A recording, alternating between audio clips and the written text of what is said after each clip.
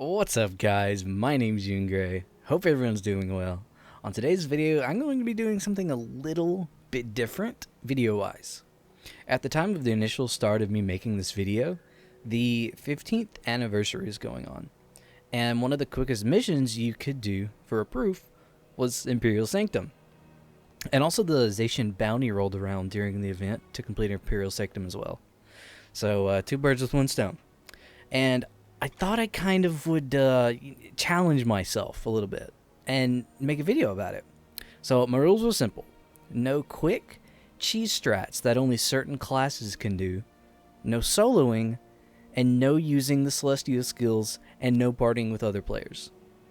So with that out of the way, on today's video I'm going to be showing you, exactly what the title says. Now, you may be thinking to yourself, this video has already been made. Why are you making a video of this in 2020? And my answer to that would be, yeah, I know, but not exactly in those ways I mentioned a second ago. Those videos in the past about how to beat Imperial Sanctum and Shiro Tagachi were about the most effective way, or the fastest way, or the easiest way. And I've had several people in the guild I'm in ask for help with completing the mission because they just came back to the game and it's been years since they last did it. So on today's video, I'm going to be showing you the easiest, most casual, lazy way to defeat Shiro on any class in hard mode in just a minute and a half. Alright, so obviously we're here in the Imperial Sanctum outpost, but we're not ready to start the mission yet. In order to make use of the mechanic we're going to abuse, there are a few skills we're going to need first. Not all of the skills are needed, so don't worry too much if you haven't played the other regions yet. Okay, let's load up the build. There it is. So if you're fairly adept and knowledgeable about what skills do, you'll immediately know what this build is and realize what we're going to be doing. The only two skills that are absolutely necessary are Wanderlust and Earthbind. And basically, we're just going to be abusing the knockdown mechanic. Shiro's just going to be laying on the ground for almost the entire length of the battle. Okay, let's go over the build. So the first skill is Great Dwarf Weapon. For 20 seconds, target other allies' weapon strikes for plus 20 damage and has a 40% chance to knock down, which works great with this build. And for Great Dwarf Weapon, I typically use it on my Legionnaire Summoning Stone, because he's going to be the one most actively attacking. You can use it on your heroes if you don't have Legionnaire Summoning Stone, but do realize that they'll be casting spells and skills sometimes and not always attacking. So the second skill is Wanderlust. Creates level 10 Spirit. Whenever the Spirit's attacks hit a stationary foe, that foe is knocked down. So another knockdown abuser. Earthbind, level 11 Spirit. Foes knocked down within its range are knocked down for at least 3 seconds. So this is going to keep Shiro on the ground for a long time. You move like a dwarf, another knockdown. Spirit Siphon, Energy Management. And then 2 main profession skills just to stick here because there was nothing else to put here. And then Summon Spirits to keep your spirits alive and away from Shiro's damage.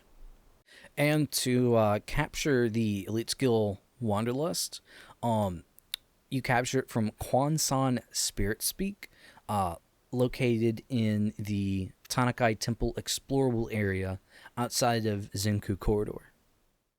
So not only do you need to run a slightly specific build, we're going to need some heroes to add onto the effectiveness of the theme we're going for. It's not required that you have this exact team, but something very close.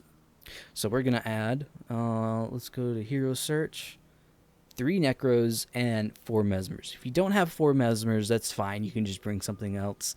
It won't affect it too much. So let's add the Necros and then the 4 Mesmers. Alright, so let's go over it. Master Whisper is the first Necro.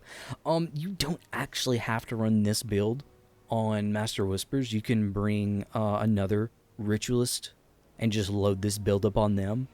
So we got Baneful Bond, Signet of Spirits, Blood Song, Spirit Siphon, Signet of Lost Souls, Men Body and Soul, Spirit Light, and Protective was Kaolai. And for the second Necromancer, we have Awaken the Blood, Spoil of Victor, Blood Bond, Signet of Lost Souls, Vengeful Weapon, Mend Body and Soul, Spirit Light, and Flesh of My Flesh. For the third Necro, it's going to have Spiteful Spirit, Mark of Pain, Price of Failure, Signet of Lost Souls, Mend Body and Soul, Spirit Light, Directivus Kaolai, and Flesh of My Flesh.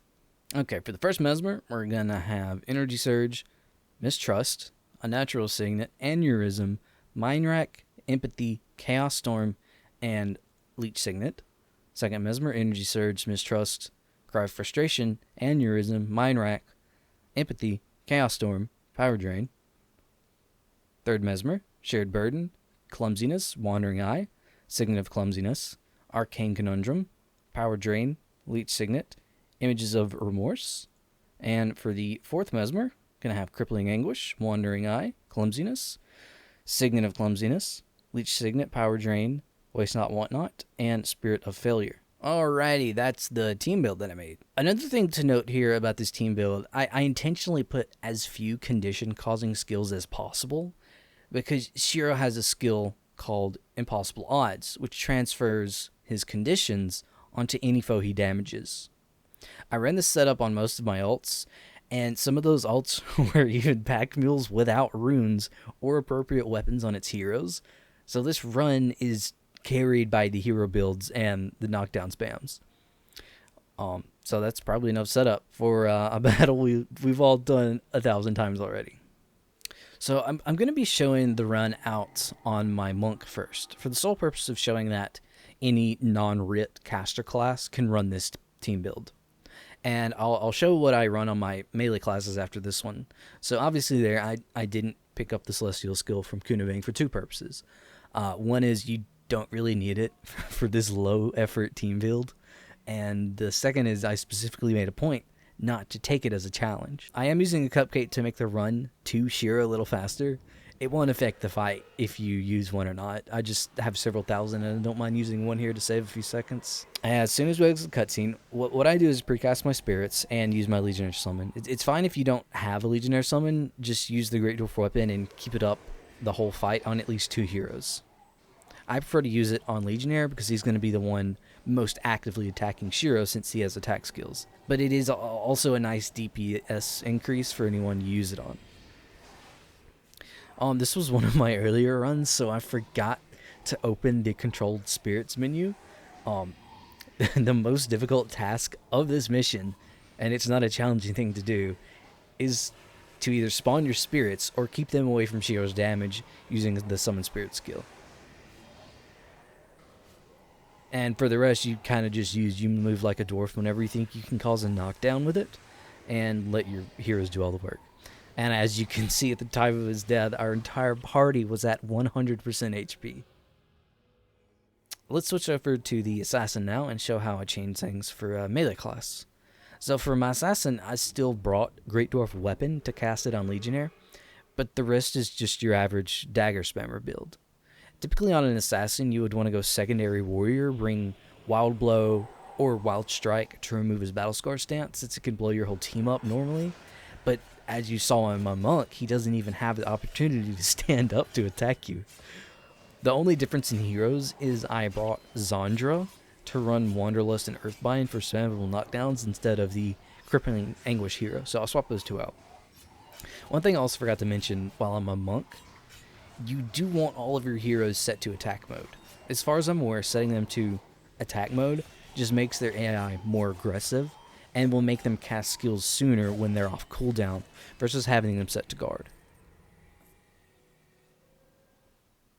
For any other caster class, you'll want those same 6 skills: Great Dwarf Weapon, Wanderlust, Earthbind, You Move Like a Dwarf, Spirit Siphon, and Summon Spirits to maximize efficiency.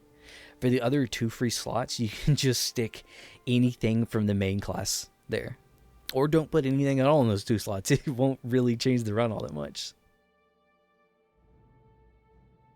So that's going to do it for the video, guys. Hope you enjoyed. And who would have thought back in 2006 that there would be someone 14 years later still making a video guide on how to defeat Shiro. And if you've watched through the whole video, thank you for watching this random video idea I had. I think I'm just going to do more videos like this. Ones where I just randomly think something up and decide to make a video about it because it's interesting or fun. I'm sure a couple people will enjoy it, and that's enough to keep me going. And that's where I'm going to end it. Thanks again for watching, guys. And I'll see you on the next Guild Wars video.